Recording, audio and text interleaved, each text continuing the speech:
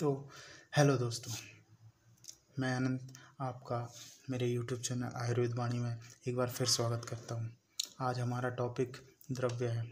द्रव्य में सबसे पहले हम देखेंगे उसकी व्युत्पत्ति। व्युत्पत्ति का अर्थ होता है कि द्रव्य शब्द बना कैसे है। फिर उसके बाद हम देखेंगे निरुक्ति।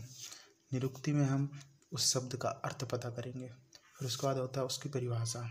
तो आप सभी जानते हैं परिभाषा का अर्थ क्या होता है, मतलब हम उसके द्रव्य की परिभाषा देखेंगे। फिर उसके बाद हम उसका औषधत्व, पंचभौतिक निष्पत्ति, वर्गीकरण, ये सब इसके बारे में हम जानकारी देखेंगे। हमारा सबसे पहले द्रव्य टॉपिक शुरुआत करते हैं। तो सबसे पहले उसकी व्युत्पत्ति देखेंगे। तो ध्रुवतु धातु में यत प्रत्यय लगने से द्रव्य शब्द बनता है, जिसका अर्थ होता है वस्तु, पदार्थ या सामग्री। मतलब द्रव्य शब्द ध्रुवतु धातु में यत प्रत्यय लगने से बनता है। फिर उसके बाद उसकी आती है निरुक्ति। निरुक्ति में क्या लिखना है, सबसे पहले एक श्लोक लिखेंगे जिसका जो है कि द्रवति गच्छति परिणामिति इति द्रव्यम। इसका अर्थ है परिणाम को प्राप्त होने वाले पदार्थ को द्रव कहते हैं। जो संयोग विभाग को प्राप्त होता है उसे द्रव कहते हैं। फिर उसकी परिभाषा आती है। परिभाषा हमने पिछले वीडियो में भी देखा था, जो कि यत्रासिता कर्म गुणा कारणम समवायी यत तद द्रव्यम, जो कि चरक ने बताई है, आचार्य चरक ने बताई है। इसका अर्थ है जिस पदार्थ में कर्म और गुण समवाय संबंध से आश्रित रहते हैं तथा जो कार्य द्रव का समवायी कारण हो वह द्रव कहलाता है। इसकी एक और परिभाषा बताई है, जो कि आचार्य सुश्रुत के द्वारा बताई गई है कि द्रव्य लक्षणम तु क्रिया गुणवत समवायी कारणम। इसका अर्थ है कि द्रव्य में गुण समवाय एवं नित्य संबंध से रहते हैं। परिभाषा देखने के बाद हम द्रव्यों का औषधत्व देखते हैं, जिसमें कुछ पॉइंट बताए गए हैं। इसमें पहला पॉइंट में बताया है कि अनेनोपदेशेन नानौषधिभूतम जगति किंचित द्रव्यम लभ्यते ताम ताम युक्तिमर्थम च ताम तम अभिप्रेत्य। इसका अर्थ है विभिन्न उपायों से व भिन्न भिन्न प्रयोजनों को लक्ष्य कर प्रयोग किए जाने से संसार में कोई भी द्रव्य ऐसा नहीं है जो औसत ना हो, किंतु कोई भी द्रव्य औसत तभी हो सकता है जब उसका प्रयोग स्वरस, कल्क, क्वाथ आदि कल्पनाओं में मात्रा, काल, संयोग आदि का विचार कर युक्ति पूर्वक रोगी के स्वास्थ्य रक्षण एवं विकार प्रशमन हेतु करें। इसका मतलब बताया है कि संसार में हम लोग भिन्न भिन्न प्रयोजन के हिसाब से जो भी द्रव्य यूज़ करते हैं, वो सारे द्रव्य किसी न किसी प्रकार से औषधि गुण युक्त होते हैं। इनका उपयोग जब ये अपना कर्म तभी दिखाते हैं जब हम इनका उपयोग स्वरस, कल्क, वटी, क्वाथ आदि कल्पनाओं के अनुसार करते हैं। फिर एक और पॉइंट बताया है कि भूतेभ्यो ही परम यस्माद नास्ति चिंता चिकित्सते। इसका अर्थ है सभी द्रव्य पंचभौतिक होते हैं, अर्थात महाभूतों के अतिरिक्त चिकित्सा शास्त्र में किसी पर भी विचार नहीं किया जा सकता। मतलब हमारे अभी संसार में जितने भी द्रव्य पाए जाते हैं वो सभी पंच महाभौतिक होते हैं, अर्थात उन सभी द्रव्यों की उत्पत्ति पंच महाभूत के अनुसार ही होती है। इस पॉइंट में ये बताया गया है। फिर हमें ये सिद्धांत पता है, सामान्य वृद्धि कारणम हार्ष हेतु विशेषज। उसी के आधार पर ये तीसरा पॉइंट बताया है कि सामान्य से सामान्य की वृद्धि तथा विशेष से हार्ष। इस नियम के अनुसार शरीर में जिस महाभूत की कमी होती है उस महाभूत गुण युक्त द्रव्यों का प्रयोग करते हैं, और जब उस महाभूत की वृद्धि होती है तब उसके विपरीत गुण भूयिष्ठ महाभूतों वाले द्रव्यों का प्रयोग करते हैं। इस प्रकार बालयुग से लेकर स्वर्ण, रजत जैसे बहुमूल्य द्रव्यों का प्रयोग चिकित्सा में किया। पहले से ज्ञात हमारा जो एक सिद्धांत है, सामान्य वृद्धि कारण हार्ष हेतु विशेषज्ञ, इस सिद्धांत के अनुसार बताया गया है कि हमारे शरीर में यदि किसी महाभूत की वृद्धि हो जाती है तो हम उसके विपरीत गुण वाले विपरीत गुण वाले महाभूत युक्त द्रव्यों का प्रयोग करेंगे तो हमारी उस महाभूत की हमारे शरीर में कमी हो सकती है और या फिर साम्य अवस्था हो सकती है। अब यदि हम हमारे शरीर में यदि कोई ऐसा महाभूत है जिसकी हमारे शरीर में कमी हो गई है तो हम उसके गुण भूयिष्ठ द्रव्यों का प्रयोग करेंगे जिससे हमारे शरीर में उसकी साम्य अवस्था आ सके।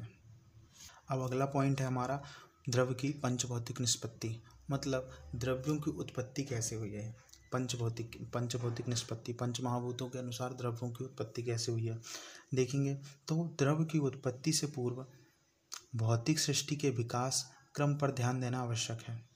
इस द्रव्य में भूतों की 3 अवस्थाएं होती हैं। कौन कौन सी अवस्थाएं होती हैं? भूत, महाभूत, दृश्यभूत या फिर कार्य द्रव्य कहते हैं।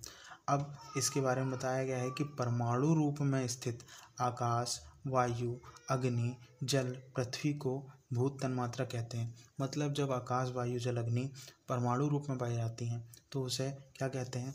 तन्मात्रा या फिर भूत कहते हैं, क्योंकि वह नित्य होती है और महाप्रलय में इन्हीं से सृष्टि के सारे कार्य द्रव्य उत्पन्न होते हैं।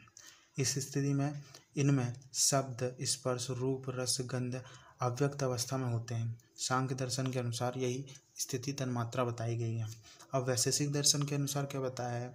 तो वैशेषिक दर्शन के अनुसार परमात्मा की सृष्टि की इच्छा में सर्वप्रथम आकाश के परमाणु भूत में आकर्षण से उनमें संयोग उत्पन्न होने लगा। मतलब आकाश के परमाणु जो थे उनमें आकर्षण हुआ और उनमें संयोग उत्पन्न होने लगा। इस प्रकार 2 परमाणु के मिलने से, अब ये ध्यान रखना कि ये जो लाइन है ये कभी कभी ऑब्जेक्टिव पॉइंट में आ सकती है कि जब 2 परमाणुओं का मिलन होता है तो उसे द्रव्य कणु कहते हैं। जब 2 परमाणु का मिलने से द्रव्य कणु और 3 द्रव्य कणुओं के मिलने से त्रिश्रेणु का निर्माण होता है या फिर त्रिश्रेणु का निर्माण होता है। अब दो परमाणु मिले तो द्रव्य कणु और 3 द्रव्य कणु मिले तो त्रिश्रेणु का निर्माण हुआ। ठीक है, तो त्रिश्रेणु का निर्माण होकर आकाश में शब्द गुण प्रकट हो जाता है। द्रव्य कणु का मुख में शुष्कता रहती है। जब द्रव्य कणु मिलते हैं तो मुख में शुष्कता पाई जाती है, किंतु द्रव्य कणु तक मुख में शुष्कता रहती है, किंतु त्रिश्रेणु में महत् परिणाम होने से प्रत्यक्ष योग्यता स्थूलत्व आने से इसमें स्थूलत्व कहते हैं। स्थूलत्व आने से इसे स्थूलत्व कहते हैं। अब परमाणु मिले तो आकाश के परमाणु मिले तो आकाश महाभूत की उत्पत्ति हो गई। ठीक है, आकाश महाभूत की उत्पत्ति हो गई। अब क्या हुआ? इसके बाद अनंत तक वायु के परमाणु में संयोग से पूर्वोक्त रीति से द्रव्य कणु और त्रिश्रेणु बनते हैं। पूर्वोक्त रीति मतलब जैसे आकाश के परमाणु मिले, द्रव्य कणु बना, फिर त्रिश्रेणु बना, उसी प्रक्रिया इसमें भी वायु महाभूत के परमाणुओं के साथ चलेगी और त्रिश्रेणु बनते हैं। इसके बाद आकाश त्रिश्रेणु और वायु त्रिश्रेणु के संयोग से अनुप्रविष्ट कर वायु महाभूत को जन्म देता है। मतलब जो पहले प्रक्रिया आकाश महाभूत में जैसी प्रक्रिया हुई, सेम प्रक्रिया वायु महाभूत के टाइम पे भी होगी। फिर जब त्रिश्रेणु बन जाएंगे तो आकाश महाभूत के त्रिश्रेणु और वायु महाभूत के त्रिश्रेणु दोनों का संयोग होगा। दोनों का संयोग होने पर क्या होगा? वायु महाभूत की उत्पत्ति हो जाएगी। अब वायु महाभूत का गुण क्या होता है? वायु महाभूत का गुण होता है स्पर्श गुण। तो आकाश महाभूत के टाइम में सप्त गुण की उत्पत्ति हुई। अब वायु महाभूत की उत्पत्ति होगी तब स्पर्श गुण की उत्पत्ति होगी। तो दोनों पहले आकाश महाभूत के टाइम एक ही गुण था, शब्द गुण। अब जब वायु महाभूत भी आ गया तो 2 गुण हो जाते हैं, शब्द और स्पर्श। ये 2 गुण व्यक्त होने लगते हैं। फिर उसके बाद इसी प्रकार अग्नि त्रिश्रेणु का निर्माण हो। अग्नि त्रिश्रेणु का निर्माण के बाद इसमें आकाश वायु त्रिश्रेणु अनुप्रविष्ट होने से अग्नि महाभूत बनता है। अब पहले आकाश महाभूत का था, आकाश महाभूत की उत्पत्ति हुई, द्रव्य कणु त्रिश्रेणु बना। फिर सैम वायु महाभूत की उत्पत्ति हुई, फिर सैम अग्नि महाभूत की उत्पत्ति होगी। उसमें भी जब तीनों आकाश वायु और अग्नि महाभूत के त्रिश्रेणु मिलेंगे तो अग्नि महाभूत की उत्पत्ति होगी। फिर इसमें से गुण कौन कौन से गुण होंगे? अग्नि का कौन सा गुण होता है? अग्नि का गुण होता है रूप गुण। तो जब तीनों महाभूत की उत्पत्ति के साथ साथ जब अग्नि महाभूत की उत्पत्ति होगी तो उसके साथ साथ स्पर्श, शब्द स्पर्श रूप 3 गुण व्यक्त होंगे। अब सेम जल महाभूत के साथ होगा कि जल के त्रिशेणु से अग्नि, वायु, आकाश और आकाश के त्रिशेणु से मिलकर जल महाभूत बनते हैं। अतः इसमें क्या होगा, शब्द स्पर्श रूप रस, ये 4 प्रकार के गुण व्यक्त होंगे। अभी बचा है पृथ्वी महाभूत। अब पृथ्वी महाभूत के लिए पृथ्वी के त्रिशेणु जब आकाश, वायु, अग्नि, जल, यह त्रिशेणु मिलकर पृथ्वी महाभूत बनाते हैं। अब कौन कौन से गुणों की उत्पत्ति होगी, तो शब्द स्पर्श रूप रस गंध गुण व्यक्त होते हैं। अब लास्ट में अब इसका पंचभौतिकत्व सिद्ध करना है। तो अतः यह 5 महाभूत पुनः मिलते हैं। या को आयुर्वेद में अन्योन्य अनुप्रवेश, वेदांत में पंचीकरण कहते हैं। यह 5 स्थूल रूप को प्राप्त भूत पुनः परस्पर मिलकर कार्य द्रव उत्पन्न करते हैं। अब ये इसका पंचभौतिकत्व संपन्न होता है। फिर कार्य द्रव दृश्यभूत का पंच महाभूतों में अनुपात। अब वेदांत क्या मानते हैं, पंच महाभूतों में अनुपात के अनुसार वेदांत ने माना है कि पंचीकृत दृश्यभूतों में निज महाभूत का अर्धभाग और शेष महाभूतों का अष्टमांश होता है।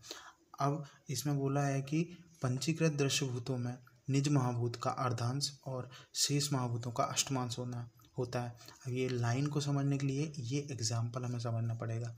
ये एग्जाम्पल में वो बताया है कि पृथ्वी द्रव्य में पृथ्वी महाभूत का अर्धांश होगा। मतलब कोई भी द्रव है जो कि पार्थिव द्रव है जिसमें पृथ्वी महाभूत की अधिकता होती है, तो वह उसमें पृथ्वी महाभूत का अर्धांश होगा और शेष आधे भाग में चारों महाभूत का अष्टमांश होगा। तो ये लाइन जो है, ये परिभाषा जो भी आप कह सकते हैं, ये ऑब्जेक्टिव पर्सपेक्टिव से बहुत इम्पोर्टेंट है। कई बार इसमें से ऑब्जेक्टिव आते हैं। फिर जगत के स्थूल से स्थूल तथा सूक्ष्म से सूक्ष्म सभी द्रव्यों की निष्पत्ति पंचीकृत महाभूतों से होती है। अतः सभी द्रव पंचभौतिक हैं, किंतु पंचभौतिक होने पर जिस महाभूत का प्राधान्य द्रव में होता है वह विशिष्ट महाभूत के अनुसार द्रव का अभिधान होता है। मतलब जिसमें जिस द्रव्य में जिस महाभूत की अधिकता होगी वह उसका अभिधान होगा। तो इसके बाद हम देखेंगे द्रव्य का वर्गीकरण। द्रव्य का वर्गीकरण में सबसे पहले द्रव्य को 2 भागों में बांटा है, एक कारण द्रव्य और दूसरा कार्य द्रव्य। कारण द्रव्य क्या होता है कि जिससे सभी द्रव्यों की उत्पत्ति हो उसे कारण द्रव्य कहते हैं। कार्य द्रव्य होता है कि उनसे उत्पन्न सृष्टि के सभी द्रव्य कार्य द्रव्य कहलाते हैं। अब कार्य द्रव्य को पुनः 2 भागों में बांटा है, एक चेतन द्रव्य, अचेतन द्रव्य। चेतन द्रव्य को पुनः 2 भागों में बांटा है, अंतश्चेतन, बहिश्चेतन। अंतश्चेतन उद्भिद कहते हैं, बहिश्चेतन जंगम कहलाते हैं और अचेतन को प्राकृत और कृत्रिम 2 भागों में बांटा है। द्रव्यों का वर्गीकरण मतलब सिलेबस में अलग अलग बताया है कि योनि भेद से, फिर उसके बाद क्या कहते हैं रस भेद से, ऐसे सभी प्रकार के अलग अलग भेदों से द्रव्यों का वर्गीकरण किया गया है। इसमें सबसे पहले आता है योनि भेद से। योनि भेद से द्रव्य को 3 भागों में बांटा है, एक जांगम द्रव्य, औद्भिद द्रव्य, पार्थिव द्रव्य या फिर भौम द्रव्य। जांगम द्रव्य मतलब होता है गच्छति जांगमम, जो एक स्थान से दूसरे स्थान में गमन करे उसे जांगम कहते हैं। जैसे सभी जीव जंतु इन प्राणियों से प्राप्त द्रव्यों को जांगम द्रव्य कहते हैं, जैसे दुग्ध, मधु आदि। जांगम द्रव्यों को पुनः 4 वर्गों में बांटा है। पहला जरायुज। जरायुज का अर्थ होता है कि जो जीव जंतु गर्भावस्था में जरायु से आवृत रहते हैं उन्हें जरायुज कहते हैं। अर्थात जरायु का मतलब होता है प्लेसेंटा, जो कि गर्भावस्था में प्लेसेंटा जिनमें होता है वह जरायुज कहते हैं। जैसे मनुष्य, पशु, इन प्राणियों से प्राप्त होने वाले द्रव्य को जरायुज जांगम द्रव्य कहते हैं। उदाहरण के लिए गौरोचन, दुग्ध, कस्तूरी आदि। आता है अंडज। जो जीव अंडे से जन्म लेते हैं उन्हें अंडज कहते हैं, जैसे सभी पक्षी, सरीसृप आदि। अंडज प्राणियों से प्राप्त द्रव्यों को अंडज जांगम द्रव्य कहते हैं। उदाहरण लावा, मांस आदि। उसके बाद आता है स्वेदज प्राणी, जो जीव मनुष्य या पशुओं के स्वेद से उत्पन्न हो उन्हें स्वेदज कहते हैं, जैसे कीट आदि। उद्भिज होता है जो जीव कुछ समय पृथ्वी के अंदर रहकर पुनः पृथ्वी को भेद कर बाहर आते हैं उन्हें उद्भिज कहते हैं। उदाहरण के लिए मेंढक या फिर इंद्रगोप। अब योनिवेद का पहला था जंगम, दूसरा प्रकार है औद्भिद। तो उद्भिज और औद्भिद दोनों की परिभाषा लगभग सेम होती है और उसकी थोड़ी कंफ्यूजिंग होती है, ये कंफ्यूज ज़्यादा करती है। जैसे कि जो पृथ्वी से निकलकर बाहर आते हैं उन्हें औद्भिद कहते हैं, और सेम ऐसे ही बोला है कि जो पृथ्वी के अंदर रहकर पुनः पृथ्वी को भेद कर बाहर आते हैं। इसमें पृथ्वी के कुछ देर अंदर रहेगा प्राणी, और ऐसा इसमें नहीं बोला गया है। तो उसमें पढ़ने से पहले इसको ध्यान रखें कि औद्भिद और उद्भिज दोनों अलग अलग हैं। तो औद्भिद को पुनः 4 प्रकार बताए हैं, जैसे प्रकार बताए हैं जो कि वनस्पति, वानस्पत्य, औषध और विरुद्ध हैं। कि फलय वनस्पति बहुत इम्पोर्टेंट है ये चारों। फलय वनस्पति मतलब जिन द्रव्यों में पुष्प के बिना ही फल आ जाए उन्हें वनस्पति कहते हैं। उदाहरण के लिए वट और गूलर। वैसे ही वानस्पत्य का है कि पुष्पय वानस्पत्य फलैरपि, जिनमें पुष्प के बाद फल आए उसे वानस्पत्य कहते हैं। उदाहरण के लिए जामुन। वैसे ही विरुद्ध का है कि प्रताने विरुद्धा स्मृता, जिनके प्रतान निकलते हैं विरुद्ध कहलाते हैं। उदाहरण के लिए सभी लताएं। जैसे प्रकार कौन कौन से हैं, विरुद्ध के प्रकार बताए हैं कि प्रसारणी, प्रताननी, वलनी और आरोहणी। फिर औषध के बारे में बताया है कि औषध्या फल पाकांता, जो औद्भिद द्रव फल पकने के बाद स्वयं सूख कर नष्ट हो जाए उन्हें औषध कहते हैं, जैसे गेहूं, तिल आदि। अब 2 प्रकार हो गए, पहला जंगम द्रव्य, फिर उसके बाद आता है औद्भिद द्रव्य, फिर उसके बाद आता है भौम द्रव्य या पार्थिव द्रव्य। तो पार्थिव द्रव्य के बारे में बताया है कि जो भूमि या पृथ्वी से प्राप्त होते हैं या उनका विकार है उसे भौम द्रव्य कहते हैं। उदाहरण के लिए पारद, गंधक आदि। भौम द्रव्य को पुनः 2 भागों में बांटा गया है, जो कि हमने चार्ट में देखा है कि प्राकृत द्रव्य भूमि से प्राकृत अवस्था में मिलने वाले स्वतंत्र तत्वों या उनके खनिजों को प्राकृत भौम द्रव्य कहते हैं। उदाहरण के लिए अभ्रक। फिर वैसे ही कृत्रिम, जो द्रव कृत्रिम विधि से बनाए जाएं उन्हें कृत्रिम द्रव्य कहते हैं। उदाहरण के लिए लवण, क्षार आदि। तो ये हमारा द्रव्य का वर्गीकरण का फर्स्ट पॉइंट योनिभेद से वर्गीकरण तक आज का टॉपिक समाप्त होता है। यदि वीडियो अच्छा लगा हो, पढ़ाई में इंटरेस्ट आ रहा है, मेरी बातें समझ में आ रही हैं, तो प्लीज़ वीडियो को सब्सक्राइब करें, शेयर करें और बहुत सारा लाइक करें। Thank you.